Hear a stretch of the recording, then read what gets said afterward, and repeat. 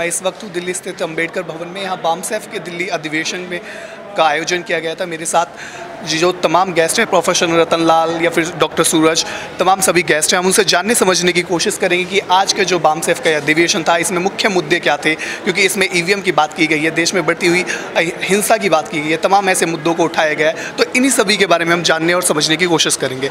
Sir, आज आपने EVM के मुद्दे को काफ़ी ज़ोर से उठाया, तो क्या लगता है कि जिस तरह से ईवीएम की टैंपरिंग के मामले सामने आ रही हैं, वहीं दूसरी तरफ जो इलेक्शन कमीशन है वो ये मानने को तैयार नहीं है, तो इस तरह की चीज़ों को आप कैसे देखते हैं? इलेक्शन कमीशन कोई सरकार से ऊपर थोड़ी है, और पिछले कुछ वर्षों से जिस तरीके से सरकार की बहुत सारी एजेंसी का जो काम करने की जो शैली है उसको देखें तो उससे लगता है कि जो सरकार में रहती है वही भाषा वो संवैधानिक संस्थाएं भी बोलती हैं। तो ये कोई ऐसा नहीं है कि ये जो इलेक्शन कमीशन ने बोल दिया वो ब्रह्म सत्य हो गया। आप ये बताइए, दुनिया में जहाँ पे साइंटिफिक रेवोल्यूशन हुए, जहाँ पे इंडस्ट्रियल रेवोल्यूशन हुए, वहाँ ईवीएम मशीन से हो रहा है क्या इलेक्शन? दुनिया के तमाम विकसित देशों में पेपर बैलेट से हो रहा है इलेक्शन। तो यहाँ तो घाल मेल है, वो हम लोग को समझ में आ रहा है कि पिछले 20-30 वर्षों में जैसे जैसे दलित, पिछड़ों, अल्पसंख्यकों में राजनीतिक चेतना का प्रसार हुआ है, लोगों ने असर्ट करना शुरू किया है, तब से इनके पेट में मरोड़ हो गया है कि कैसे सत्ता में बने रहेंगे। तो नई नई लीलाएं होती है राजनीति में। मशीन किसने बनाया है? इंसान ने बनाया है। तो जिस चीज़ को इंसान ने बनाया है उसमें तो सब कुछ लीला संभव है। तो ये खेल हम लोग समझ रहे हैं कि इसमें सत्ता में बने रहना है, और इसलिए ईवीएम मशीन में, गौरक्षक दल में, और सहारनपुर में, और ऊना में, और रोहित वेमुला में, ये सब एक ही सिक्के के कई पहलू हैं। इस खाली समझने की ज़रूरत है। तो यही बड़ी बात है कि सर, बेशक से इलेक्शन कमीशन कुछ भी कहो, लेकिन वो सरकार की कहीं ना कहीं दबाव में आ रहा है। सर, क्या लगता है कि जिस तरह से लगातार ये मुद्दे आप लोग लगातार उठा रहे हैं, बावजूद इसके जो इलेक्शन कमीशन है वो बेबाकी से अपनी पक्ष रख रहा है, क्या लगता है कि आने वाले भविष्य में कोई इस तरह की जो चीज़ें जो अब तक धांधलेबाजी हुई है उनमें कोई रोक लग पाएगी? इसका जो मूल कारण मैं समझता हूँ कि हमारी व्यवस्था में जो ब्राह्मणवाद है वो बहुत मजबूती से बैठा हुआ है।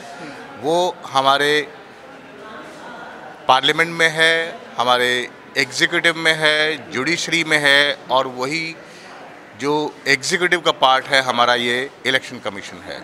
अगर वही लोग बैठे हैं तो वो कहीं ना कहीं उनको फेवर करते हैं, और इस तरह का वो करते हैं, और ये हठधर्मिता है उनकी। इलेक्शन कमीशन का काम फेयर एंड फ्री इलेक्शन कराना है, ना कि किसी बात का अपना स्टैंड लेना। जब इतनी पार्टियों ने उनको कहा, जब सुप्रीम कोर्ट ने उसको इनवैलिडेट कर दिया कि ये नहीं हो सकता, ये गलत है, आप पेपर बैलेट से कराएं, तो उसके बाद भी अगर वो स्टैंड लेते तो क्यों लेते हैं? क्या उनका अपना क्या इंटरेस्ट है, ये सोचने की बात है। इलेक्शन कमीशन ये भी दावा करता है कि ये दलील देता है कि भारत में जिस तरह से जनसंख्या 127 करोड़ पे तकरीबन इतनी बताई जाती है, तो उसको देख के आपको लगता है कि क्या बैलेट पेपर पॉसिबल है? बिल्कुल, बैलेट पेपर क्यों पॉसिबल नहीं है? पहले होता आया है, ट्रेडिशनली होता आया है। उन्होंने कहा कि बहुत सारे पेड़ कटेंगे, बहुत सारा एनवायरनमेंट को थ्रेट होगा, लेकिन इस देश में जो पेपर निकलता है, जो प्रिंट मीडिया का पेपर निकलता है, अगर वो एक दिन का पेपर निकले उतना ही खर्चा उसमें होगा उसका। तो क्यों नहीं हम जब अब प्रजातंत्र की बात करते हैं और बिगेस्ट डेमोक्रेसी का हम दावा करते हैं, तो हम क्यों नहीं कर सकते ये?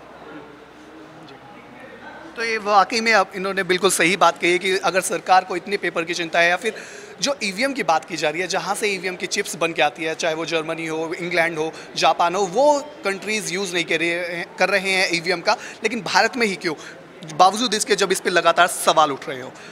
सर, आपसे मैं ये जानना चाहूँगा, जिस तरह से देश में लगातार दलितों को टारगेट किया जा रहा है, और ये मुद्दा बामसेफ में भी उठा भी है, और पूर्व में भी इस तरह की घटनाओं के बारे में कड़ी निंदा भी की जाती है, लेकिन क्या आपको लगता है कि जिस तरह से देश में दलितों को टारगेट किया जा रहा है, क्या इसके पीछे जो सरकार की मंशा क्या है?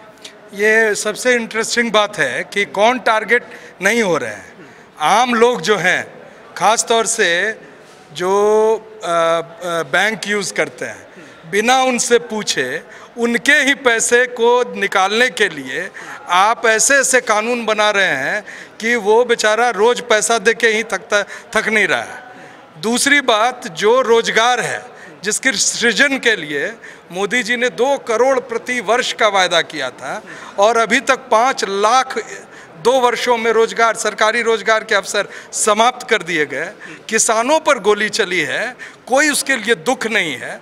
जिस जनतंत्र में एक वोट के लिए लोगों का पैर पकड़ते हैं, उसी जनता को आज मोदी सरकार बिल्कुल लात मार रही है। उसका वजह क्या है? आज बामसेफ के इस कार्यक्रम में बहुत ही बखूबी कुछ लोगों ने बताया कि किस तरह से ईवीएम टैंपर हो रहा है, लेकिन ये सवाल भी उठा कि भारतीय जनता पार्टी के ही लोग जो इसका विरोध पहले कर रहे थे, वो आज क्यों उसके ऐसे समर्थक बन गए हैं जैसे ईवीएम एक अवतार हो। आज सर ने बताया कि जैसे ब्रह्मा विष्णु महेश के बाद ईवीएम भी हैं जो उनके सत्ता को बनाए रखने के लिए वो मिसयूज़ करेंगे। और उसके साथ साथ एक गंभीर सवाल यह भी उठा कि ईवीएम के मैनिपुलेशन के साथ साथ वो यह भी देख रहे हैं कि आगे जो है आम लोग जो अपने वोट के माध्यम से अपनी बात को 5 साल में व्यक्त करने का मौका प्राप्त करते हैं, उनको भी इस अवसर नहीं दिया जाए, लोकतंत्र समाप्त कर दिया जाए।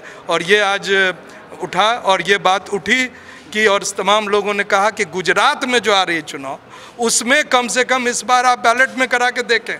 बैलेट पेपर से कराना राष्ट्रीय नियमों के ही आधार पर है, राष्ट्रीय कानून के आधार पर है, बल्कि जो ईवीएम से कराना है वो ऐसे नए कानून के आधार पे है जिसका कोई ऑथेंटिसिटी नहीं है।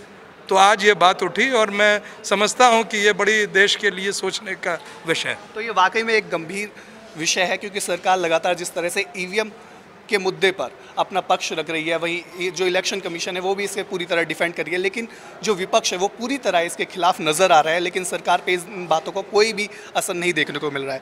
हमारे साथ मौलाना जी, हम उनसे मुस्लिम इश्यू के ऊपर विशेष तौर पे जानने की कोशिश करेंगे। सर, अभी आज ही प्रधानमंत्री ने सर्वदलीय बैठक में मुस्लिमों के खिलाफ जिस तरह से हिंसा बढ़ती जा रही है, तथाकथित गोरक्षकों द्वारा जैसे उन्हें टारगेट किया जा रहा है, उस पर स्टेटमेंट दिया है। उन्होंने कहा है कि इस तरह के हमले कतई बर्दाश्त नहीं किए जाएंगे और इस तरह के तत्वों पर रोक लगाई जाए, राज्य सरकार उन पर कड़ी कार्रवाई करे। तो इस तरह के इतने दिन बाद प्रधानमंत्री की टिप्पणी को आप कैसे देखते हैं? देखिए, मुल्क के जो मुसलमान हैं वो ऐसा नहीं कि मुल्क से बाहर से आए हैं, बल्कि मुल्क के हिस्सेदार हैं, इस मुल्क के नागरिक हैं। तो हम ये चाहते हैं कि सिर्फ प्रधानमंत्री के ये कह देना कि भाई जो लोग गौरक्षक के नाम पर जिनको मारा जा रहा है उनके ख़िलाफ़ सख्त वो कानून बनाए जाएँ, या उनके एक स्टेटमेंट दे देना, ये काफ़ी नहीं है। देखिए, मुल्क को अगर आगे बढ़ाना है, यूके है, यूएसए है, दूसरी कंट्रीज़ हैं, वो आगे बढ़ रही हैं। हम भी ये चाहते हैं कि हमारा मुल्क आगे बढ़े। तो ज़रूरत इस बात की है कि प्रधानमंत्री का सिर्फ एक स्टेटमेंट काफ़ी नहीं है, जबकि लोगों की जानें जा रही हैं। तो हम ये चाहते हैं और हम उम्मीद भी करते हैं प्रधानमंत्री से कि ये मुल्क आगे बढ़ेगा, सबको साथ लेकर, सबके विकास के साथ में। सिर्फ कह देना काफ़ी नहीं है, उसको एक अमली जामा पहनाना चाहिए, एक्शन वे में होना चाहिए वो, और ऐसा नहीं है। तो हम ये चाहते हैं कि सख्त से सख्त क़वानीन बनाए जाएँ इसके लिए, और जो लोग ऐसा कर रहे हैं उनको रोका जाए। उनको हम भी ये संदेश देते हैं अपनी तरफ से कि गाय अगर उनकी माता है, वो उसकी उपासना करते हैं, आराधना करते हैं, बहुत सारी चीज़ें उनकी आस्थाएं उसके साथ जुड़ी हुई हैं, तो मुसलमानों से ये अपील करते हैं कि उसको थोड़ा छोड़ दिया जाए और अपने दूसरे कामों में लगाया जाए और अपने मुल्क को आगे बढ़ाने के लिए कोशिशें की जाएँ। और गवर्नमेंट से हमारे मुतालबा है कि वो सबको साथ लेकर सही माना में जैसा उनका कहना है उसको आगे बढ़ाने की कोशिश करें, ताकि इस मुल्क का इतिहास बदनुमा ना हो, बल्कि इस मुल्क का जो इतिहास है वो बिल्कुल साफ़ सुथरा होना चाहिए, सुनहरा होना चाहिए। मुल्क की कामयाबी और सारे लोगों की कामयाबी इसमें है कि हम एक दूसरे को साथ लेकर आगे बढ़ने की कोशिश करें, तभी हमारे ये मुल्क आगे बढ़ेगा। और इस तरह अमन शांति भंग होगी, लोग एक दूसरे के मुखालिफ होंगे। हम ये चाहते हैं कि इस मुल्क में जब ये परंपरा चली आ रही है, मुसलमान यहाँ सदियों से रह रहे हैं, हिंदू मुस्लिम एक साथ उठना बैठना खाना पीना, तो हमारी ये अपील है अपने हिंदू भाइयों से कि मुसलमानों के साथ उठें और बैठें, और मुसलमानों से अपील है कि वो हिंदू भाइयों के साथ बैठें उठें, उनकी विचारों को सुनें और साथ मिलकर इस मुल्क को आगे बढ़ाने की कोशिश करें, ताकि हमारे मुल्क आगे बढ़े, सुपर पावर बने। ये हमारी कोशिश है और हमारी दुआएं भी हैं, और हम इसके लिए कोशिश भी कर रहे हैं। सर, आपसे मैं दलित मुद्दे पे पूछना चाहूँगा कि जिस तरह से लगातार सहारनपुर में हिंसा हुई, पूर्व में दूसरे प्रदेशों में भी दलितों को लगातार टारगेट किया जा रहा है, तो क्या आपको लगता है कि विशेष तौर पे ये देखा जाता है जब एक विशेष सरकार आती है तभी इस तरह की जो घटनाएं वो बढ़ती हैं, तो इसके पीछे आप क्या वजह देखते हैं? नहीं, ये अधूरा इन्फॉर्मेशन है कि खास बीजेपी सरकार या भगवा सरकार जिसको आप कहते हैं, इसके आने से ही घटना घटती है। रोहित वेमुला के पहले भी 17 स्कॉलर की हत्याएं हो चुकी थी। तो ये कहना कि सिर्फ खास सरकार में होती है, बात गलत है। ये जो ब्राह्मणों का सरकार है, ब्राह्मणों की पार्टी है, बीजेपी है, कांग्रेस है, कम्युनिस्ट है, ब्राह्मणों की पार्टी है, उनके कार्यकाल में घटना घटती है। क्योंकि वो मनुस्मृति का जो वास्तविक सिद्धांत है उसको अमल में लाना चाहता है। शिक्षा से वंचित करने का उनका प्लानिंग है। लोअर एजुकेशन को उन्होंने समाप्त कर दिया, शिक्षा के अधिकार दे करके लोअर एजुकेशन ख़त्म कर दिया। और 2/3 जो हायर कॉलेजेज है वो प्राइवेट हो गया, तो हायर एजुकेशन भी समाप्त हो गया, महंगा हो गया, और लोअर भी समाप्त हो गया। तो मनुस्मृति का अप्लाई कर रहा है। जो बाकी बचे हुए लोग हैं वो अगर एजुकेशन ले रहा है हायर कॉलेजेस में, तो उसको ऐसा प्रताड़ित करो कि वो छोड़ के भाग जाए और बाकी उनके समाज को मैसेज जाए कि वो भाई का मैसेज जाए, इसलिए करके ऐसा कर रहा है। सर, आपने कहा कि 17 स्कॉलर्स की पूर्व में भी इस तरह से घटनाओं में हत्या या आत्महत्या कह सकते हैं आप हुई है, तो आप दोनों में फ़र्क कैसे देखते हैं? पूर्व की घटनाओं में फिर तो इसका मतलब ये हुआ कि पूर्व में भी ऐसी सरकार थी, अब भी ऐसी सरकार है, तो दोनों में फ़र्क क्या नज़र आ रहा है आपको? ये देखिए, काशीराम साहब साफ बोल रहे हैं कि एक सांप नाथ है, एक नागनाथ है, दोनों काटे तो आदमी मरेगा। फर्क कुछ नहीं है, एक ही सिक्के के दो पहलू। आप बताइए कि कोई भी इशू, विपक्ष किसको कहते हैं? जिसका पॉलिसीज डिफरेंट हो, मुद्दे डिफरेंट हो। तो जो पॉलिसीज़ कांग्रेस की थी उसी पॉलिसीज़ को बीजेपी वाले अमल कर रहे हैं, तो डिफरेंट कैसे विपक्ष हो गया? नीतियाँ एक है ना। तो ये वाकई में इन्होंने वाजिब सवाल उठाया है कि विपक्ष आखिर वो होता है जिसकी नीति बिल्कुल विपरीत हो, सरकार से विपरीत हो कम से कम, लेकिन वो विपक्ष में और सरकार पक्ष में नज़र नहीं आ रही है। इसलिए ये पूर्व की घटनाओं और आज की घटनाओं में एक ही तराजू में ये तोल रहे हैं। मैम, आपसे जानना चाहूँगा मैं कि आज बामसेफ में विशेष तौर पे जो मुद्दे उठाए गए, चाहे वो ईवीएम का मुद्दा हो या फिर दूसरे जो देश में घटनाएँ बढ़ती जा रही हैं, टारगेट किया जा रहा है, इस तरह के मुद्दों को आप किस तरह से देखती हैं? ईवीएम मशीन जो ये कह रहे हैं कि ईवीएम मशीन ही होनी चाहिए, इसमें कोई घोटाला नहीं है, लेकिन ये सरासर बेईमानी है। जैसे हम किसी शॉपकीपर पे सामान खरीदने जाते हैं तो हमें एक पूरी लिस्ट देते हैं, वो लिस्ट में हमें पता चलता है ये सामान लिए और ये हमारी लिस्ट आई है। लेकिन जब हम वोट डालने जाते हैं तो हमारा कोई वोट का उसमें प्रूफ ही नहीं आता कि हमने फलाने को वोट दिया है, बीजेपी को दिया है, कांग्रेस को दिया है, ये हमारे पास प्रूफ नहीं आता। तो हमें इस मतदान में ट्रांसपेरेंसी चाहिए, मतलब क्लियरिटी चाहिए कि मेरा वोट कांग्रेस को गया, ये मेरा वोट बीजेपी को गया, हमें दिखना चाहिए वो। और दिखने से हमें ये पता चलेगा, वो कम से कम 50 या 60 सेकेंड उसे रुकना चाहिए और हमें पता चले कि हमारा वोट, और वोटों पे कोडिंग होनी चाहिए, उस पर कोड होने चाहिए 250 बीजेपी का है, तो वो हमें दिखना चाहिए।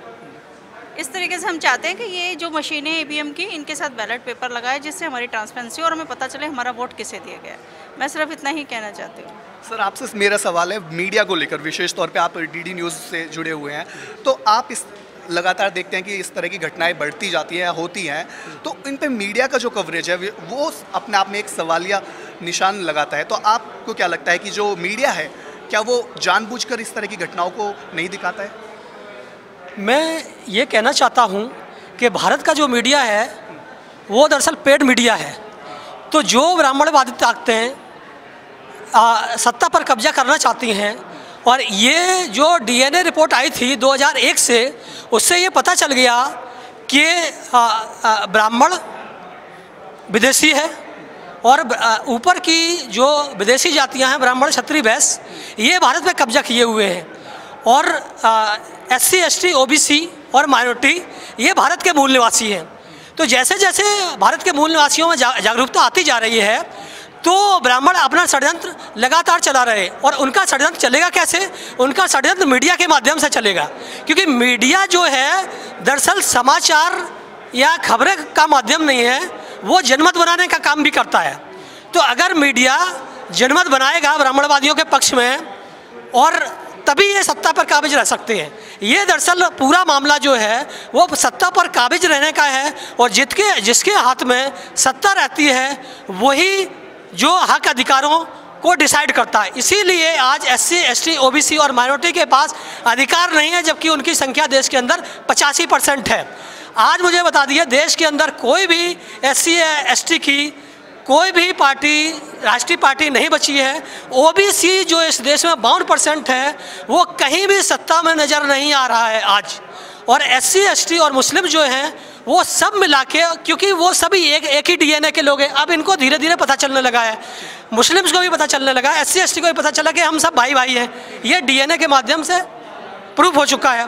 तो अब वो इस बारे में षड्यंत्र रच रहा है। इसीलिए जो चाहे रोहित वेमुला का कांड हो, चाहे ऊना का कांड हो, चाहे वो अभी सहारनपुर का कांड हो, वो इसी चैन के सभी कड़ियाँ हैं। तो वो सभी अटैक जो हो रहे हैं वो मूल निवासियों पर हो रहे हैं बेसिकली। तो ये सभी वो बुद्धिजीवी थे जिन्होंने आज बामसेफ के इस अधिवेशन पे साफ तौर पर, चाहे वो EVM का मुद्दा हो, चाहे वो मुस्लिम्स पर अटैक की बात हो, चाहे दलितों की बात हो, सभी को बेबाकी से उन पे अपनी राय रखी। लेकिन इसमें देखने वाली बड़ी बात ये होगी कि सरकार लगातार जिस तरह से अपना इन मुद्दों पर अपनी राय नहीं रख रही है, इस तरह की घटनाओं पर सख्त कदम नहीं उठा रही है, ये अपने आप में एक बड़ा सवाल है। कैमरा पर्सन तारा दत्त के साथ मैं अंकित नागर, नेशनल दस्तक, दिल्ली।